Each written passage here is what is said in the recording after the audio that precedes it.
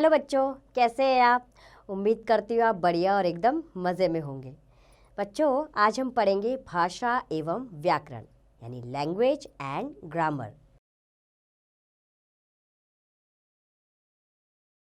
बच्चों, आपने देखा ही होगा कि विद्यार्थी पुस्तकालय में शांत होकर पुस्तकें पढ़ते हैं, जैसे हमारे इस चित्र में दिया गया है।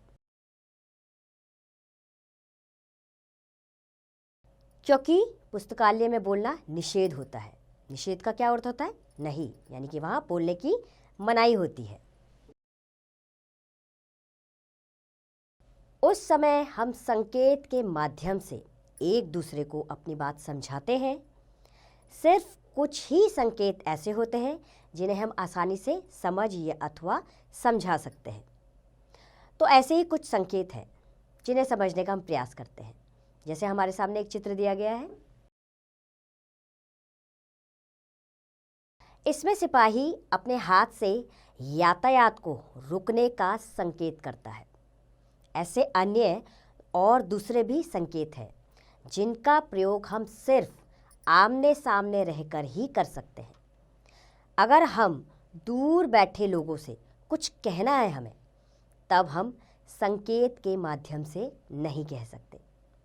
दूर बैठे लोगों से वार्तालाप करने के लिए, बच्चों, वार्तालाप का अर्थ होता है बातचीत करना। तो दूर बैठे लोगों से वार्तालाप करने के लिए किसी अन्य साधन की आवश्यकता पड़ती है। इसीलिए भाषा का निर्माण किया गया है।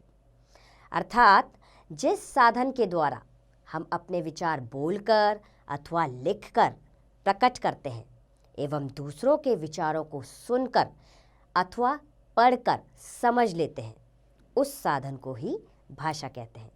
क्या कहते हैं उस साधन को? भाषा।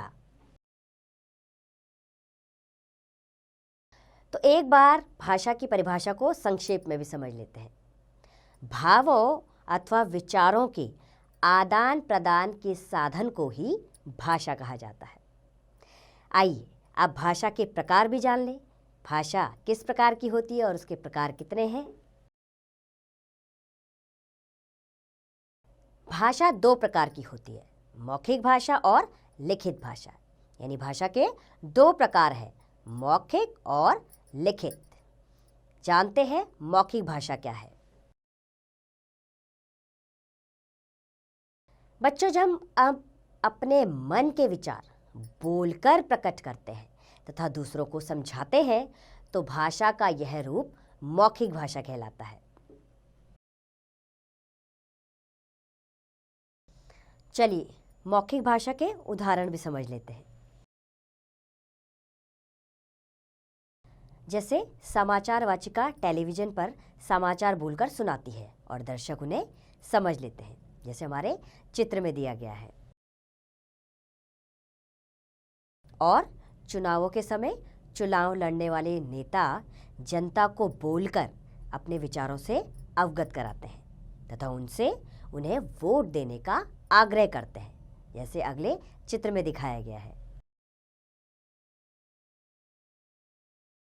अब जानते हैं लिखित भाषा किसे कहते हैं। बच्चों, जब हम हाथ या मशीन से लिखकर अपनी बात दूसरे तक पहुंचाते हैं, तो भाषा का यह रूप लिखित रूप कहलाता है। आइए लिखित भाषा के भी उदाहरण समझ लेते हैं। जैसे बच्चे परीक्षा कक्ष में परीक्षा दे रहे हैं, जैसे हमारे सामने ये चित्र दिया गया है। वे परीक्षा में पूछे गए प्रश्नों के उत्तर अपनी अपनी उत्तर पुस्तिकाओं में लिख रहे हैं। यह क्या है? यह लिखित भाषा का उदाहरण है। अब हिंदी तथा अन्य भाषाएं भी हैं हमारे पास। हिंदी के अलावा भी अन्य भाषाएं हमारे देश में बोली जाती हैं, इन्हें भी जान लेते हैं। बच्चों, संसार में बहुत सी भाषाएं बोली, पढ़ी और लिखी जाती हैं। सभी देशों की अपनी अपनी भाषाएं हैं। जैसे जर्मनी में जर्मन, चीन में चीनी, जापान में जापानी और फ्रांस में फ्रेंच बोली जाती है। इसी प्रकार भारत की राष्ट्रभाषा हिंदी है। कौन सी है भारत की राष्ट्रभाषा? हिंदी है। यहाँ अधिकांश लोग हिंदी भाषा का ही प्रयोग करते हैं। अधिकांश यानी ज़्यादातर लोग हिंदी भाषा बोलते हैं, इसलिए 14 सितंबर का दिन हिंदी दिवस के रूप में मनाते हैं। किसके रूप में मनाते हैं? हिंदी दिवस के रूप में। इसके अलावा हमारे देश में भी अनेक भाषाएं बोली जाती हैं, जिनमें से कुछ इस प्रकार है। आइए इन्हें भी समझ लेते हैं। जैसे बंगाल राज्य में बंगला बोली जाती है, पंजाब में पंजाबी, ओडिशा में ओडिसी भाषा बोली जाती है और कश्मीर में कश्मीरी, कर्नाटक में कन्नड़ बोली जाती है और महाराष्ट्र में मराठी, आंध्र प्रदेश में तेलुगु भाषा बोली जाती है और केरल में मलयालम।